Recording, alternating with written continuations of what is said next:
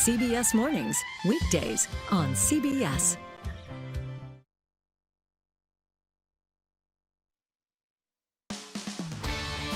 Rise and shine. You're watching WCTV Eyewitness News. The Good Morning Show starts now. Happening now on GMS, former Vice President Mike Pence is defending the FBI as more Republicans call for the Bureau to be defunded over the search of Mar-a-Lago. Coming up, we'll have details on what he said. Plus, monkeypox cases up 20% worldwide. The White House giving an update today, and two recent developments may help. We'll have that story and more coming up. And welcome into the Good Morning Show. Thanks for starting your day with us. And it was really humid yesterday afternoon, and then the rain came. Kind of sounds similar. We've got a Thursday going on here, and I think today's the day we flip the switch a little bit for not as hot, but even more humid with more showers. Going to have a lot to talk about with that forecast. It's all going to center around, I think, more showers from more spots at more times during the day. I'll break it down in just a couple of minutes. But let's get to our top story this morning. And WCTV confirming just this morning why Tallahassee police were chasing a pickup truck on North Monroe Street yesterday during rush hour. According to a watch commander with TPD, around 5:30 p.m., a white pickup was stolen from the 1900 block of West Tennessee Street. Police in the area able to catch up to the truck and try to pull it over. After a few minutes, the chase stopped outside the Chick-fil-A on North Monroe Street and Universal Drive when police used a pit maneuver to stop the truck. Now, this is a video you're only going to see on WCTV moments after the chase. The suspect ran from the scene but was caught behind the Staples across the street. Right now, we don't know the name of the person, but the person was arrested. And the nation's roadways are getting a lot more deadly. The National Highway Traffic Safety Administration released early estimates of traffic crashes in the U.S. during the first 4 months of the year. The report found the number of Americans killed has hit a 20-year high, and over 9,500 people died in crashes in the first quarter of 2022. That's a 7% increase from last year and the highest number of first quarter deaths since 2002. The NHTSA warned the numbers are moving in the wrong direction and that it is time for all states to double down on traffic safety. A woman was killed in an alligator attack Monday in South Carolina. Officials confirm continuing a very unusual year for alligator attacks. This is the fourth death from alligator attacks this year. Another man was killed looking for frisbees in Florida. Cole Higgins has the latest. The alligator was basically holding her hostage. A grim discovery in South Carolina, the body of an 88-year-old woman killed by an alligator after slipping into a pond while gardening Monday. Was guarding her and did not want people close by. The deadly attack coming on the heels of an uptick in sightings in the area in recent years. I think a lot of us have seen many alligators and perhaps we've just become almost complacent. The alligators can see you before they come out of the water, where you may not be able to observe them. In Florida, nearly 450 unprovoked gator bite incidents have occurred from 1948 to 2021. 26 of the attacks have been lethal. In June, the body of a 47-year-old man was found along the shoreline of a pond in Largo. The victim was searching for frisbees sometime during the night when investigators believe an alligator struck. To lose a life is very precious. In Texas, that thing's huge. A restaurant owner turned gator wrangler after the reptile had a run-in with his kids Tuesday. Took a sledgehammer. I didn't hit it though, but I took a pin in the mouth. Once I got closer, I put my knee on it, and kind of like a jiu-jitsu called knee on belly. I had a knee on it and spin to the back, sit in the back, and I just grabbed the mouth. Once you grab the mouth, and that's it. That's just done. Luckily, no gators or humans were harmed during the close call. Yep. Back in a while. Well, a beloved Tallahassee tradition announcing it's gone for good. The Red Hills Horse Trials, which have been a signature event for North Florida for 25 years, are shutting down. The event draws competitors from around the world and attracts thousands of spectators each year.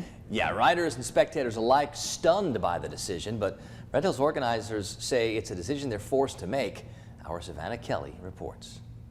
We welcome you all to the Red Hills first day of competition for 2022. In March of this year, tens of thousands of people attended what would be the very last Red Hills International Horse Trials.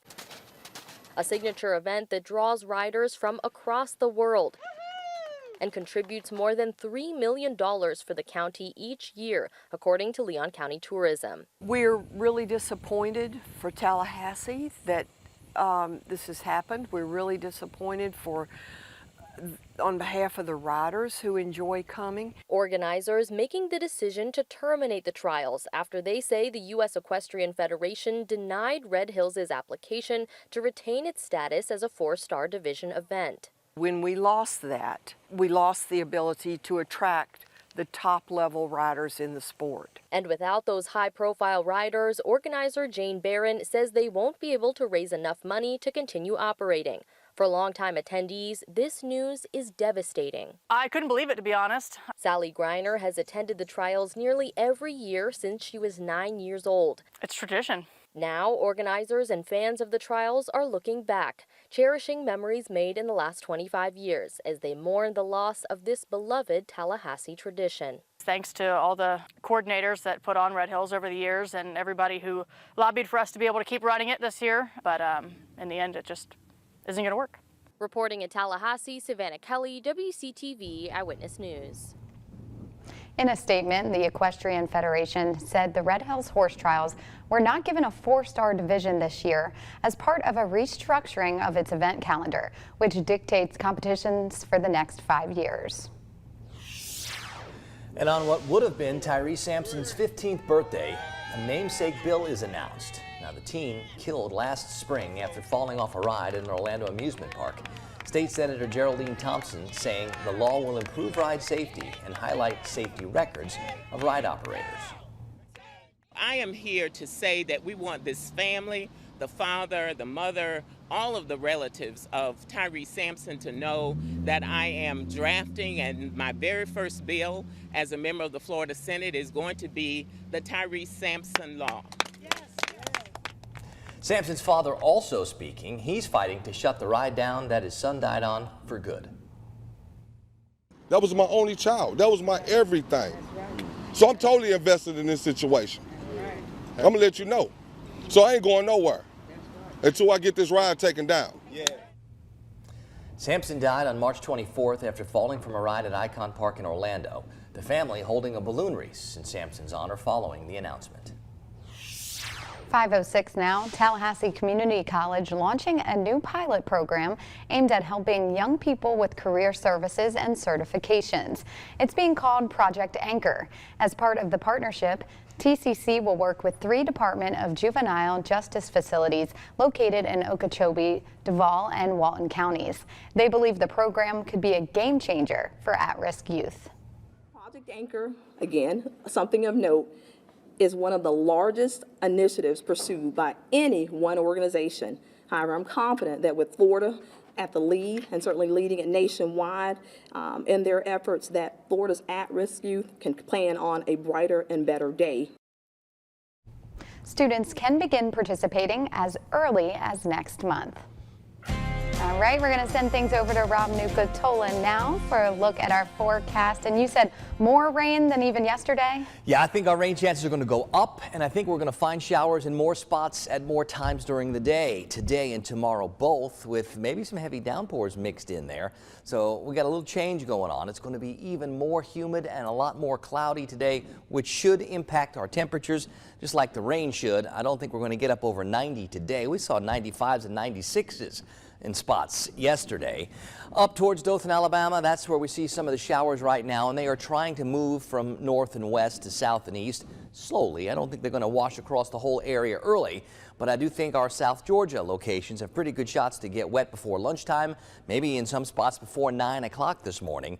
And then we're going to find more showers developing in more spots with the right kind of setup for more widespread rains and more often and more frequent rains today. It's 77 at the Tallahassee Airport. That's one of the warm spots around. I see 73 for Quincy and Bainbridge, 72 for Camilla, for Thomasville, and for Moultrie. Valdosta's also checking in at 73 with Perry.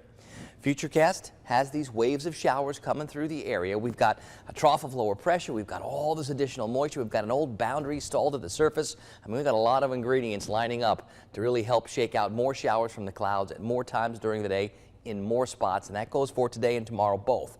Now, once we get past that, I think we head towards Saturday and we start to get back to a more typical late August weather pattern, and that means we can push those shower chances back off into the afternoon and evening hours. But there still will be some showers as we head into the weekend, just not as many and not as often as I expect to find today and tomorrow. So these next two, Thursday, Friday, they're the gloomy and the soggy ones. We get past those and conditions should slowly start to improve. Now, with all the clouds and showers that we should find the next couple of days, we're going to keep those temperatures in the 80s. We are just 9 days removed from Florida State football's Week 0 game against Duquesne. Hear from head coach Mike Norvell on how his guys are feeling, plus a new feature added to Football Friday night, which, oh, by the way, begins tomorrow. You will not want to miss that. It's coming up for you in Good Morning Sports.